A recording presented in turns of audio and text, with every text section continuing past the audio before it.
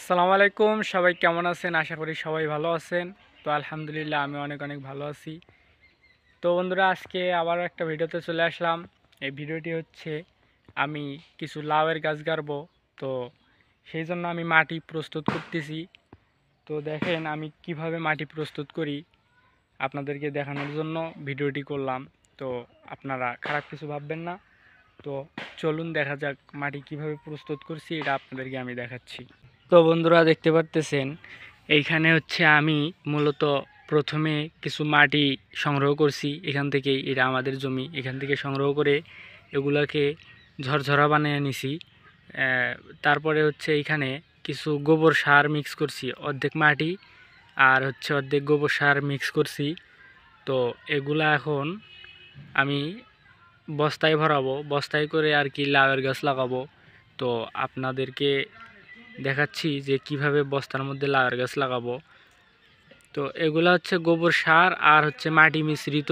এগুলা এই যে বস্তা এখানে নিয়ে আসছি, এই বস্তার মধ্যে হচ্ছে তুলবো। তো বন্ধুরা, কিছুদিন আগে আমি শশার গাছ গাড়ছি, দেখেন এই যে বস্তায় করে। তো শশার চারাও গজিয়েছে দেখেন। তো এই যে আমাদের এইখানে মুরগির উপদ্রব বেশি, তো সেই জন্যে আর কি মুরগি দেখেন খায় ফেলাইছে দুইটা।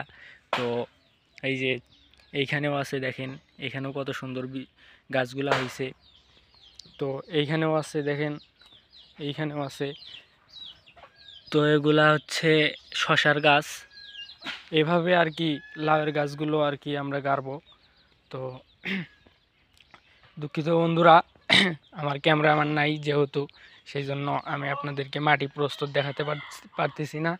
তো দেখেন, এভাবেই আমরা হচ্ছে মাটি প্রস্তুত করে শশার গাছ, লাউয়ের গাছ, বিভিন্ন ধরনের সবজির গাছ আমরা হচ্ছে এভাবে লাগাই।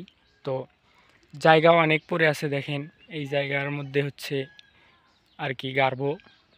তো আপনারা দেখতে পাচ্ছেন, আসলে শশার গাছ গাড়ার সময় আপনাদেরকে ভিডিও দিতে পারি নাই, দুঃখিত সেই জন্য।